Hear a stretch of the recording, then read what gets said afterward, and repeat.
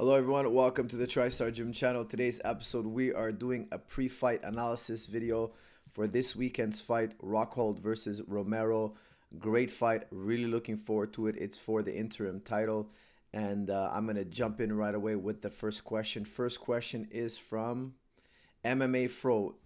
MMA Fro asks, even though it's been a while, June 2016, since Rockhold got knocked out by Bisbing, and by Belfort 2013. I believe a fighter gets chinnier after they get KO'd once and is more likely to happen again in the future. What are your thoughts on that? Well, it is true that we've seen some fighters with iron chins compete and they just seem never to get knocked out. Then one day they get knocked out one time and they're never the same again. Now that is true. It has happened in the past. And I think it has a lot to do with the guys who get back in the gym too quick and they don't take care of that. They ignore the side effects of being knocked out once. They don't rehabilitate it properly, and they just get back in the gym immediately and start sparring. And of course, they want to get revenge. They want to get back in there, and they don't manage their injury properly. But on the other hand, I've also seen guys get knocked out and then be better than ever.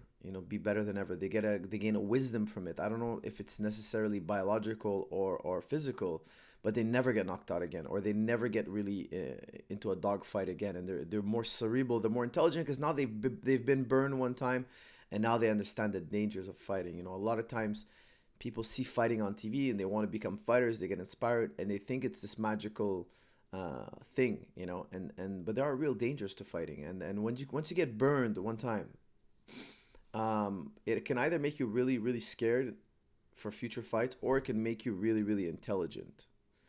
And if you look at George St. Pierre, when he got stopped by Matt Serra, he became extremely intelligent after. He became very, very, you have to take risks. Fighting is all it's risks. There's just no way around it. However, they're more intelligent where there's risks. Now, is Rockhold going to be more intelligent? I think so. I think he's a very cerebral guy. I think he's a very smart guy. But Yoel Romero was one dangerous, explosive human being.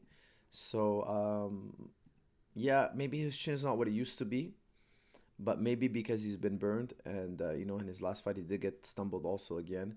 Maybe he'll be extra smart, extra careful. So, looking forward to see how he fights. This one's from LG. LG asks, "Hi Faraz, do you think Romero's conditioning will play a big role in this fight? Can he keep up Rockhold's pace for the whole fight if Rockhold decides to tire him out in the first fight?" Like in their first fight. Okay, well, they didn't fight each other before, so your question here is, can Rockhold put on a pace that's so fearsome that Romero's gonna gas? Well, I'll tell you something. That would be a very dangerous strategy because Romero, if you look at his fights, he has this thing where he's kind of not doing much, and then all of a sudden he explodes. He explodes with something extremely violent and dangerous, and he has a lot of KOs. He dropped Jacare, he stopped Weidman. I mean, he's a very, very powerful human being. He can go from 0 to 60 like nobody else. He's an incredibly powerful human being. So putting the heat on a Romero is possible, but you have to break him first. You have to set him up for it first. You have to kind of open him up for it. You can't just bull rush him. He's a juggernaut. If you go head to head with him, it could backfire. You got 5 whole rounds. I don't think it's a smart idea for Rockhold to just go at him necessarily. I think there are more secure ways to tire him out. And I think Rockhold will tire him out. I definitely believe Rockhold has more stamina, more endurance than Romero. No doubt in my mind. I think when it comes down to it, Romero will be the first one to tire if it goes in the later rounds, like he did against Whitaker. It was a beautiful fight against Whitaker. Whitaker did a great job in the last 3 rounds to really bank in that win and make it no doubt. Everybody knew Whitaker won it. There was no controversy. And it was really those last 3 rounds after he weathered the early explosive movements from Romero. Even though he did get taken down in round 1, round 2 he got out wrestled as well. He just made Romero work. And I think Rockhold's going to do a lot of the same. Once they connect and they're wrestling and they're grappling, in the long run, I believe it's going to benefit Rockhold. Rockhold will probably get taken down once or twice, but Romero won't do much with these takedowns. I don't think he has any type of submission game. And his ground and pound game is okay. It's okay. If you're hurt and you're tired, it's okay. However, it's not one of those ground and pound games that I think will really intimidate or hurt Rockhold. Okay, so next question here is from Adam asks, do you think either fighter will go for the takedown? Do you think Rockhold's takedown reversals would work on Yoel Romero? Yes, absolutely. Absolutely, they'll work on Romero. You know what Rockhold does to defend the takedowns. He doesn't necessarily use wrestling. He uses a blend of wrestling and jiu-jitsu. And I've wrestled many great Olympic level wrestlers. And when you throw in the kimuras and the guillotines and the butterfly sweeps when they try to take you down, it trips them up. It trips them up real bad, especially if you add leg locks. And I know Rockhold's not really a leg locker, but he's got a great triangle. He's got great guillotine. He turned a Weidman over with a guillotine. I mean, in their fight, he did it beautifully. He uses a lot of jiu-jitsu to counter the wrestling. And it will work. Believe me, it will work. Rockhold jiu-jitsu is not to be underestimated. His blend of wrestling and jiu-jitsu, in my opinion, will trip up Yoel Romero's takedowns. Now, will Yoel get a takedown? Yes, of course he'll get takedowns. Of course. He's a tremendous wrestler, no doubt about it. He's an elite wrestler. However, I do believe that those takedowns will tire out Yoel more than they'll do anything to Rockhold. Even if you were to mount Rockhold, I would still feel secure that things will turn into Rockhold's favor. Even if he took Rockhold's back, I still believe that Rockhold will end up with a top position. I think that his grappling is far superior. The only way, in my opinion, that Romero will get the better of Rockhold on the ground is if he hurts him first standing. Like he kind of hurt Jacare. He dropped Jacare with a back fist and got on top of him and kind of mauled him a bit. Jacare couldn't get to his grips. He was recovering from the strike. But there's not much Yoel can do to Rockhold on the ground other than eat up the clock and kind of outpoint him. If this was a fight with no time limit, I would bet the house on Rockhold.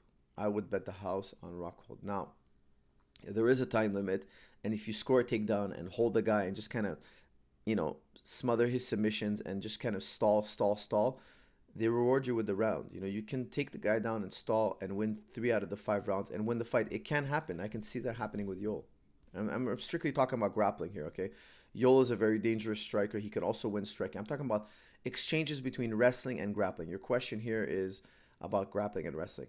If this was a sub-only match, no time limit, if it was a pure BJJ event, I would bet the house on Rockhold. Rockhold's the only one with the understanding of positions and submissions that can finish the fight or even really attack on the ground. Romero can attack somewhat, but he can mostly stall and kind of bank in rounds. I don't see him really dominating on the ground in an offensive way. Mostly just in a point and stalling way. So that's my opinion. Rockhold's far more dangerous on the ground. 100%, no doubt about it. Okay, here, this one's from Anarchist. Anarchist asks, Luke Rockhold's top game might be the best in UFC, in my opinion. Do you think he can hold Romero down once he gets into a dominant position? Well, we saw Yoel Romero one time on his back. We saw him against Whitaker. Whitaker got him down on his back. He knocked him down, got on top of him in the guard. Now, Romero was tired. It was the last round. It was the end of the round. But we saw not surprisingly, he's a wrestler. He didn't have a lot of guard. He didn't have a lot of jiu-jitsu. His whole life, he's been training wrestling. He's been training to put people on the bottom and get on top of them. And in wrestling, you have to belly down. In freestyle rules, you belly down. So your stomach's on the ground. If you're ever on the bottom, you belly down, which you don't do in jiu-jitsu. So it's normal to see that he it's not a position that he grew up in, guard. And he didn't have much of a guard. He didn't throw any, submissions. He didn't try to even get up, really. He just kind of accepted the loss, in my opinion. Now, was he totally gassed? I think he was. I think Whitaker was energized when he got on top. I think Whitaker would have kept him there, would have finished him if there was no, maybe could have finished him also if there was more time. Yoel, if he gets stuck underneath Rockhold, he's going to have a hard time getting up, and he's going to have a hard time stopping the submission or ground and pound. Rockhold on top of Romero is a recipe for disaster, in my opinion.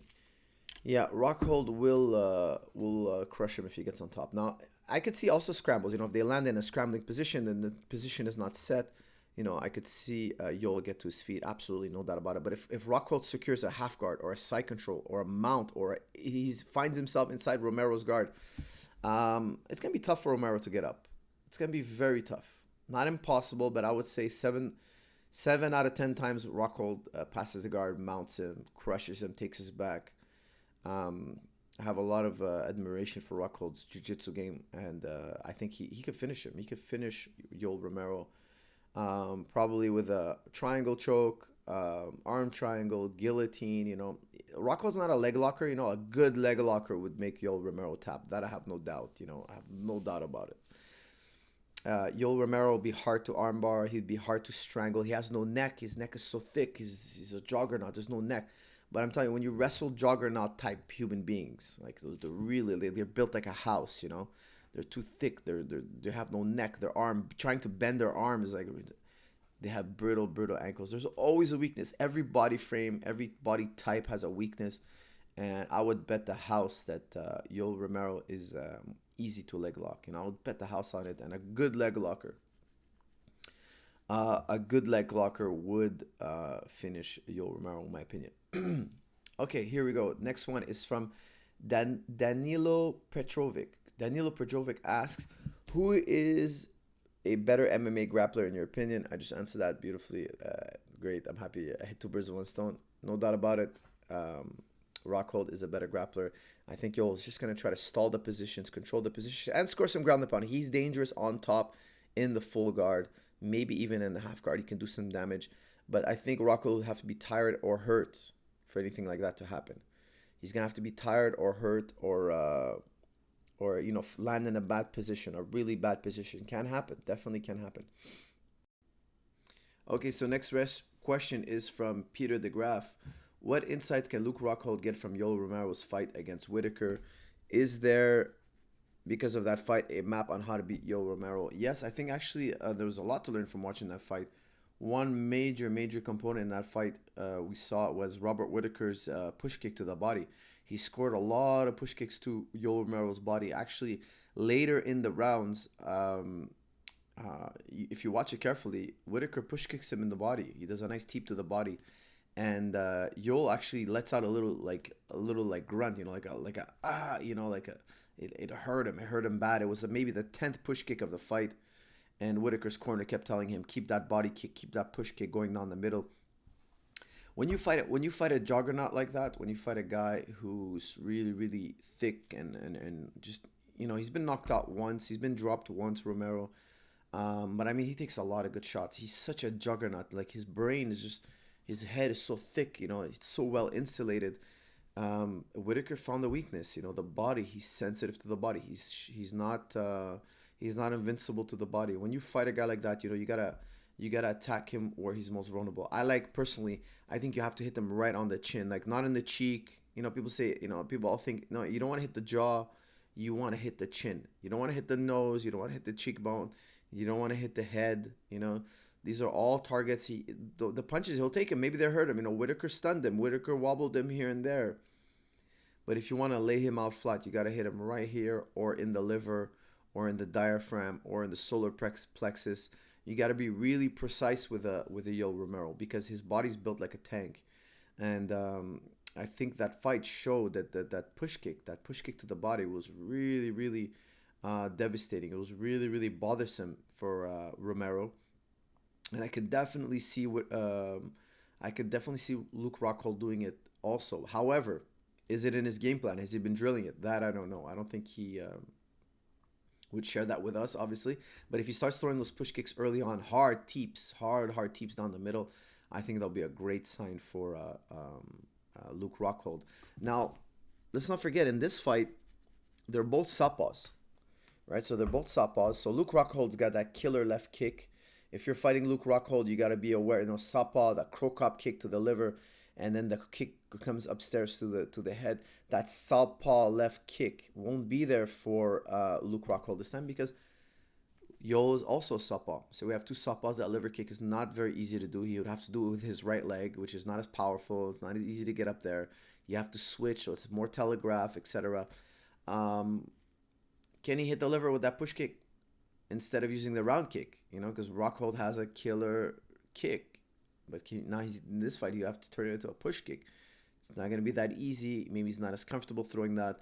I really look forward to see how Rockhold attacks the body. I hope he will go for the body, because if he doesn't, it's going to be hard to hurt Romero. It's going to be tough. Okay, next question here is from Adam Francis.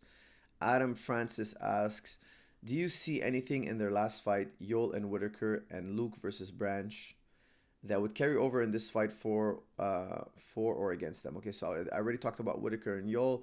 Luke and Branch. Luke and Branch was a short fight, but there was a lot to see there. You know, Branch put it on Luke right away, early on. A lot of pressure. And I didn't like the way Luke Rockhold was backing up. And he got caught up against the fence. These are dangerous places to be in a fight. And if Yoel gets him there in the fight, he could end the fight. Okay, now Branch is a great fighter. For those of you who don't know him, he was a 2 division champion in World Series of Fighting. The guy's a killer. I've trained with him personally. Take my word for it. The guy's a killer. Okay, maybe he's not as famous as Rockhold, but the guy's a killer. And he put it on Rockhold in round number 1. He put it on Rockhold. Rockhold got a really, really nice body lock takedown. He did, like, if I remember correctly, it was a Uki Goshi. Got on top, mounted him in the worst way with a body lock. So he had a body lock. Rockhold had a body lock. If you ever fought a tall, lanky jiu-jitsu player, if they get that body lock and they take you down and you're kind of crunched, you know, for those of you who saw the fight, Branch's jiu-jitsu is A1. Okay, it's a really world-class jiu-jitsu. But he landed in such a horrible position. Rockhold eventually took put the back triangle, and had a sprawl the whole way on. So it was a really, really bad way to fall. And on top of you is a guy who he knows all the positions. He knows how to control. He was too far gone, and Rockhold did what he had to do. Beautiful, beautiful finish by Rockhold. I mean, excellent. If he does that to Yoel will be finished, and Yoel will not recover from that, in my opinion. Now, but what I didn't like, you know, Rockhold did something really amazing, but what I didn't like is how he backed up, and I found that his footwork backing up was not what it's supposed to be. And if we're talking about Yoel Romero coming forward at you now with that explosive power and those big shots that he throws, it could be a recipe for disaster. So I didn't like the way Rockhold controlled the distance in the Branch fight. I didn't like the way he rolled with the punches. I also didn't like how he did it with the Bisping fight. I think there's a fundamental issue there that if he didn't resolve before stepping in the octagon this Saturday, and he's had time to resolve it, and if he didn't resolve this issue, this distance and backing up issue, the way he does it, he has a mechanical issue. If he did not resolve this mechanical issue, he can get laid out. He can get hurt against the Romero. I think he's a smart guy. I think his camps are smart. I think his coaches are smart. I think they'll figure it out. I think they'll iron it out before the fight. But if he didn't, it'd be a major problem. Harry Hyman asks, "Hey coach, thanks for taking the time to read this. Rockhold has a fantastic top game, as we know, but Yoel's explosiveness and ability to get back up to his feet is very impressive as well. Do you think Rockhold will attempt to take Yoel Romero down? And if he does, do you think he'll be able to keep him down and eventually get the sub?" If they land in a scrambling position, Yoel's going to bounce up to his feet. Wrestlers are great scramblers. It's part of their game. When they get taken down, the points are not awarded if they can scramble. Okay, wrestlers are great scramblers. I'm a huge believer in scrambling. I think this is a component that's missing in jiu-jitsu.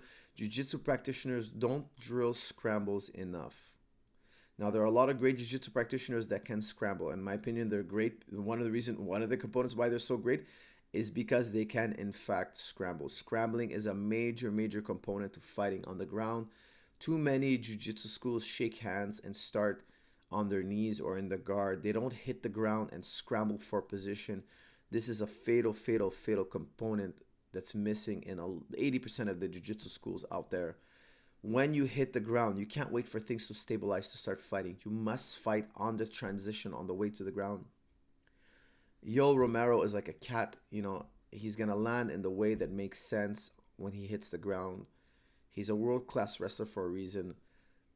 Rockhold is also an excellent scrambler.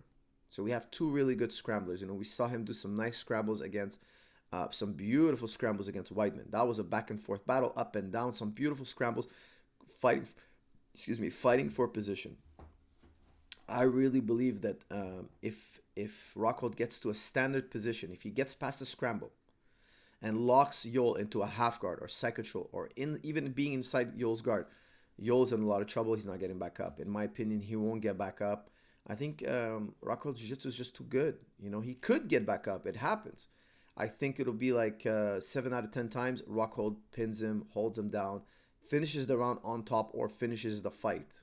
Okay, but at least he's gonna finish the round on top, and really drain the battery of Yoel, because Yoel's gonna have to work hard to survive. If he doesn't get subbed, it's because Yoel worked really, really, really, really hard to stop, and he can't just lay down and relax.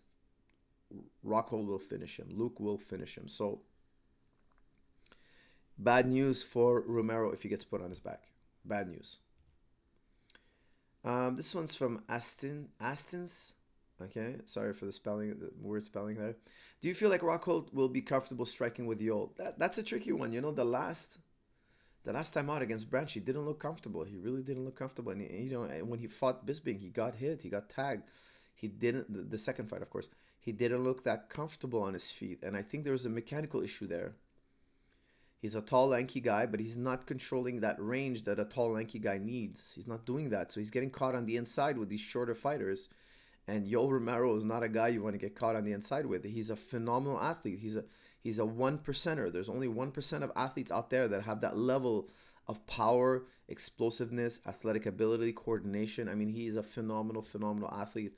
I'm not liking... If I see that mechanical issue early in the fight, I think it's a Yoel Romero night. I hope that Rockhold is addressing the issue. Danilo Petrovic asks, does Yoel Romero, being a southpaw, as well as affect Rockhold's left power kick? Yeah, we talked about that. It will affect the power kick. Yoel Romero, we saw in his fight against Whitaker, is susceptible to that push kick. I think that push kick slowed down Yoel considerably, and I think Rockhold can do the same. Will he? I don't know, because now they're both southpaws, so that left kick is not there. It's not there. This one's from AX Tubes. Can a person look like Yoel Romero looks without taking steroids? Good question. Yes, I believe they can. You know, I've met some guys who are just freaks, you know, just genetic freaks. But would I bet that Yoel Romero doesn't take steroids? No, I wouldn't. You know, he's already been flagged for taking contaminated supplements. Those supplements were in fact contaminated. But nonetheless, something was in his system. Now, did he take steroids in his career? I don't know. I'm going to give him the benefit of the doubt. However, yes, there are athletes out there that I believe they're just born, you know, genetic freaks. Like somebody can be born really intelligent. Somebody can be born really tall. Somebody can be born with incredible eyesight. Some people can be born with an intuitive sense of music. You know, they get on the piano, they're 6 years old, they're playing you incredible symphonies. There are people that are born in a certain way that are predisposed them to have an advantage in a certain area in life. And some people, it's just physical attributes like Yoel Romero. Yoel Romero, in my opinion, he's an incredible wrestler. Is he the most refined technical wrestler? No, it's an athletic type of wrestling. And he is one of the greatest of all time. Well, not. He's a great wrestler. He's a great wrestler, okay? And in his generation, he was one of the top wrestlers. Definitely, no doubt about it. He beat Cael Sanderson. He beat him twice. It's no small feat, okay? However, is he the most technically refined wrestler? I would say no. He gets away with a lot of stuff because of his athleticism and his power. Okay, so he's not a pure, like, you wouldn't want to take necessarily wrestling lessons. You'd want to take some, but if you're not as athletic as Yoel, the things that Yoel does won't work for you. Okay, this one's from Ken Nguyen, and Ken Nguyen asks, Yoel Romero is widely known to have been one of the best pound-for-pound wrestlers ever, up there with Cael Sanderson, but he doesn't utilize his wrestling as much as he could. And chooses patiently to wait and explode for the KO. Why do a lot of fighters with a strong wrestling background choose to fight standing up? Example, Johnny Hendricks, Woodley. Well, you're right. He's one of the best wrestlers in his generation. I wouldn't say best wrestlers ever, okay? I just clarify that. Yes, he did beat Cael Sanderson. I would put Cael Sanderson as one of the top American wrestlers, but not one of the top American wrestlers ever. One of the best wrestlers of his generation. However, I wouldn't say he was one of the best wrestlers of all time. There are many wrestlers that won 2 gold medals in the Olympics, multiple world champions, multiple world championships, and Cael Sanderson is not one of them, and neither is Yoel. Now, that needless to say, they're still in the top. They can wrestle anybody. You know, they're definitely elite wrestlers, as you say, no doubt about it. But however, you're also asking me a very important question here. Why don't they just take the guy down? If you're such a great wrestler, take the guy down. It's not that easy. It's not that easy. And when you take him down, what do you do with the takedown? You know, if he takes Rockhold down, let's say he goes in there and really does everything he can to take Rockhold down in the first minute. What do you think he's going to do with Rockhold on the ground? Is he going to pass his guard? Is he going to ground and pound? is going to be able to hold Rockhold down. Now, if he tries to hold Rockhold down, he might find himself in a triangle, a kimura, a sweep. He might find himself in some trouble. He's going to have to defend. And when he defends, Rockhold can get back up to his feet. And now it's early. You just try to take down. Do you think he's huffing and puffing? It costs a lot of energy. It costs a lot of energy to take a Luke Rockhold down, to take a Chris Weidman down. It costs a lot of energy. It takes a lot of energy to take a Robert Whittaker down. It's not easy. Even though he can do it if he tries his best, it's just too much resources. They have to set it up. They have to catch you on the chin. They have to jab you. They have to get your attention somewhere else. They have to hurt your body. They have to hurt your leg. They have to get you aggressively throwing a punch to grab your leg. They don't want to force the takedown, because when you force the takedown, you may not get it. And even if you do get it, you spend too much energy and eventually it backfires. That's why a lot of fighters spend a lot of time on the setup. If you set up a takedown and you get it and the guy gets up, it's not a big deal because you set it up so well. It didn't cost you a lot of energy to execute the takedown. But if you muscle it and force it, and that's what I felt when Weidman fought Romero. Weidman was forcing his takedowns while Romero got a beautiful foot sweep. Romero missed a takedown. Weidman missed a takedown.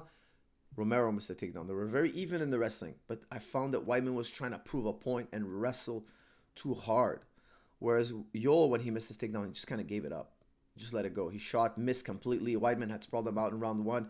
And then Yoel kind of pushed him off and went back to the striking and then scored a beautiful, beautiful foot sweep. Now, the foot sweep was effortless. It doesn't cost a lot of energy. And then he kind of controlled the position from there. I think that was the second round. First or second round, I don't remember exactly. But Yoel got an effortless takedown, whereas Weidman got a partial takedown in round one or two partial takedowns, and he worked on hard. He was more aggressive, and I think it slows you down. It's wiser to just let them go. Let them go and try to get a good setup and a good takedown that doesn't cost a lot of energy. And I think this is the wiser of the two methods, especially when you have 5 rounds of fighting. Now, if you have 3 rounds of fighting and it's the last round, by all means, muscle it. Spend all the energy. Time is running out, There's a strategic component. But there's a reason why, Johnny doesn't just shoot and Woodley doesn't just shoot. Takedowns can backfire, especially if the guy you're fighting is better on the ground than you.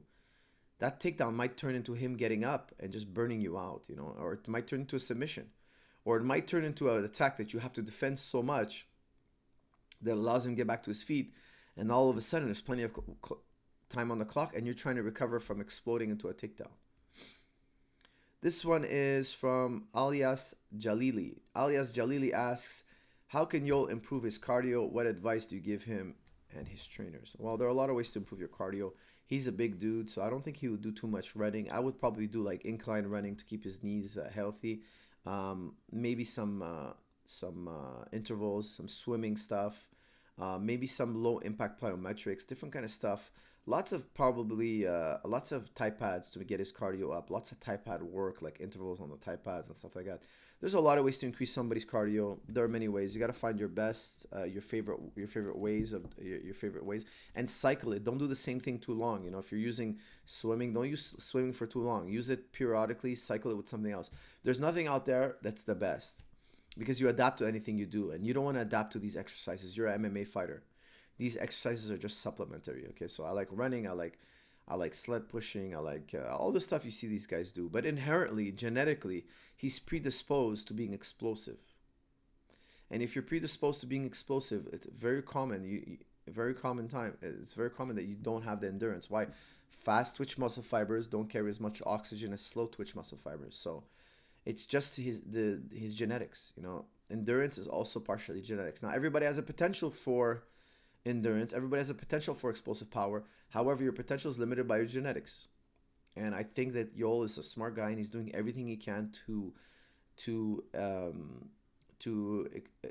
accentuate his potential to exhaust his potential for endurance.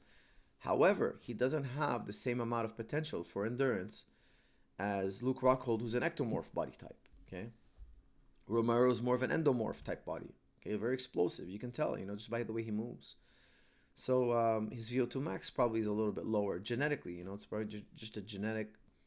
He has many pros, many cons, and one of his Achilles heel is the endurance. I think what Yoel needs to do is fight more efficiently, exhaust your endurance potential, but also learn to fight more efficiently. He's not the most he doesn't use the most finesse. You know, he muscles a lot of things. Even in his wrestling, he's a great wrestler. However, he does muscle some moves, and that muscling, he does it because he can, but it also costs. It also costs a lot. Eden Dare, Salam for us. Who do you think has the better fight IQ? I would say Rockhold. It's funny, I was just touching on that. Yola is a great fighter, but he relies so much on his physical abilities. His jumping knee, which won't be there in this fight necessarily, because now again they're both southpaws. So Luke Rockhold's left kick and Yoel Romero's flying left knee won't be there, or it won't be there as it won't be as easy of a shot to land. And Yoel Romero does a beautiful knee to the body and to the head. Beautiful, beautiful knee to the body and head. Flying body knee, flying head knee. And now they're gonna have to go to different strategies. I think the guy that will adapt better in a heated battle would be Rockhold. Now the Rockhold that fought Chris Weidman. The Rockhold that fought Chris Weidman, he was so smart. I found him to be smart. I found him to be well calculated. However, I hope that it's the same Luke Rockhold that shows up for his sake. And I think that Luke Rockhold had the better IQ. All right, guys, we're running out of time. I'm going to have to keep this really short. Just a few questions left here. Cormac Copeland, how does Luke Rockhold maintain distance to minimize Romero's chances of taking him down? He's got to use the jab more. He's got to pepper him with that jab. He's got to counter Romero. Romero does a lot of nice counters. You got to counter the counter fighter, really get him to bite on a fake throw, and then counter Yoel Romero. Keep him on the outside. Don't throw and commit and have Yoel Romero counter you. You know, if Rockhold gets countered by Romero, he could be flat on his back. So a real dangerous situation for Rockhold. I hope he utilizes the jab. Zach, how does Luke get past the intimidating aspect of Yoel? The fact that Yoel is so physically imposing. I think Luke Rockhold, he knows that look doesn't mean anything. The look doesn't mean anything. A lot of people who maybe with less martial arts skills, they see a muscular guy and they kind of flip out. I guess there's some of that in people's minds, at all levels of martial arts experience. But in the end, Luke Rockhold's sparred with all sorts of bodies, and he knows that sometimes the flabby guy is the most dangerous guy, and he's sparred with heavyweights, light heavyweights. Light heavyweight world champion is his training partner. I mean, he's seen big and strong, and he's seen world-class wrestling, and he's seen all these things. So I don't think he's too intimidated. I think he's familiar with it. It's not going to be a big deal. Robbie Bhattacharjee, excuse me if I didn't pronounce that right. Will the guillotine be there for Luke? He used it to reverse people top position all the time. He used it to reverse people from top position all the time. Weidman, Machida, Bisping, etc. Yes, he did. He very impressively turned Weidman. Now, I've wrestled Weidman. I've put him in a guillotine and tried to turn him. He's not easy. He's got to turn, okay? Weidman is definitely very good at stopping the guillotine. He knows his jiu-jitsu. And Rockhold was able to turn him. Now, Rockhold, I have to admit, though, Weidman did look tired. But that's just part of fighting, right? When a guy's tired, now's the time to bite on his neck and turn him. And I think it's a very definite possibility. Luke Rockhold turns Yoel Romero. And definitely with a guillotine. Yes, very definitely with a guillotine. Maybe a butterfly guard sweep. But guillotine sweep, guillotine, grabbing the neck, sitting down, and turning Yoel Romero, I think is a very big possibility, especially once Yoel starts to slow down. His neck will be cutting off the air. He'll have to roll. Yoel will probably roll himself just so he doesn't pass out from the pressure on the neck. I really like Rockhold's guillotine game. He's got long arms. He can do it arm in, arm out. He can get the turn, and if he gets the turn, it could spell disaster for Yoel. So yes, I definitely do think it's a strong possibility. Next question, here it is. I think this will be the last. Yes, it is. It will be the last. Marvel 631. Does Rockhold's elite jiu-jitsu cancel out Romero's elite wrestling?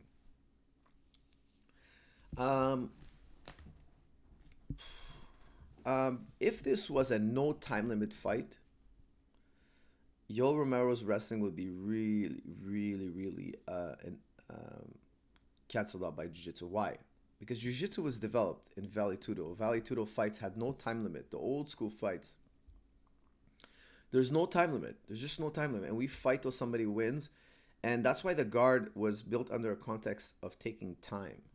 It wasn't a pressure-based system. Like, for instance, if you look at wrestling, they have 2 minutes to score a point, 3 rounds at 2 minutes. It's go. You got to make something happen. You cannot circle. And no, you get penalized for stalling. You must move, and something has to happen now. So wrestlers are much better at managing the clock and getting things done in a shorter window of time. And I could see Romero holding Luke down at the end of a bell, at the end of a round, right before a bell, just to secure a takedown and steal a round maybe. And that advantage goes to the wrestler. However, if there was no time limit,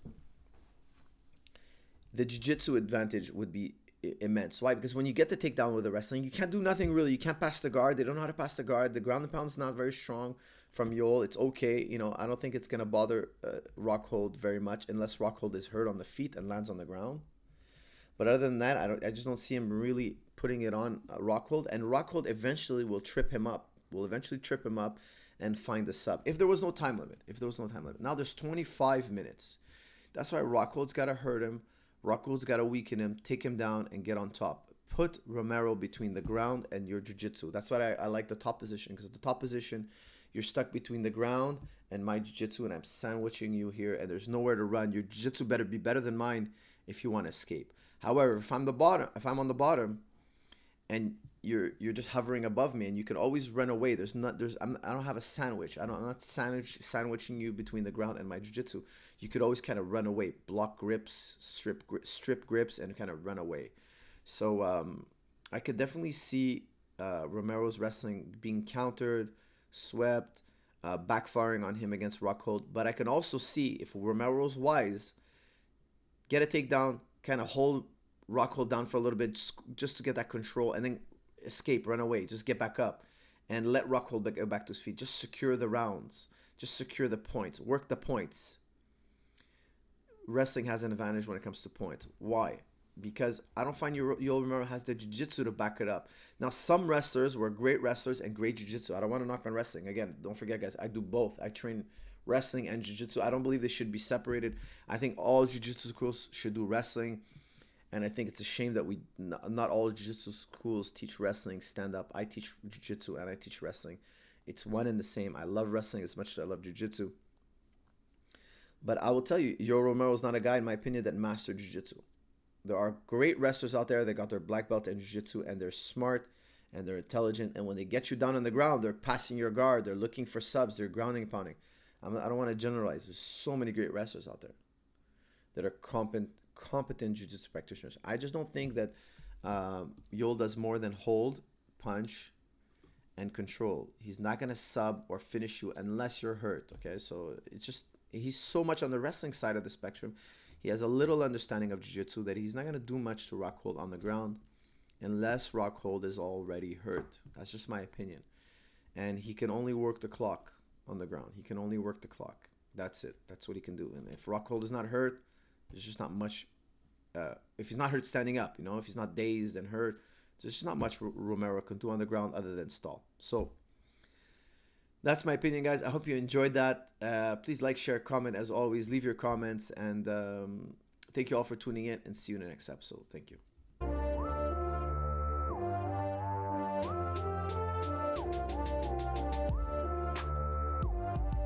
Bonjour, mon nom est Marc-Élie Toussaint. Je suis entraîneur de sprint depuis 23 ans. Je travaille au niveau de la vitesse avec Georges Saint-Pierre depuis 4 ans. Je viens de tester le Takedown. C'est le meilleur instrument au niveau du relâchement musculaire que j'ai testé de toute ma carrière. Je le recommande à tous.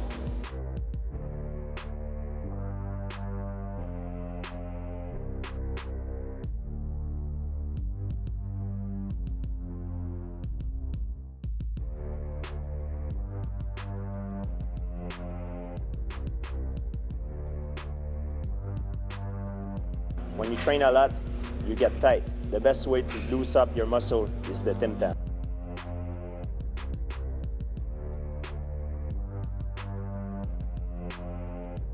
Hi, I'm Georges Saint-Pierre. I'm using the Takedown machine after my training to help me with my recovery.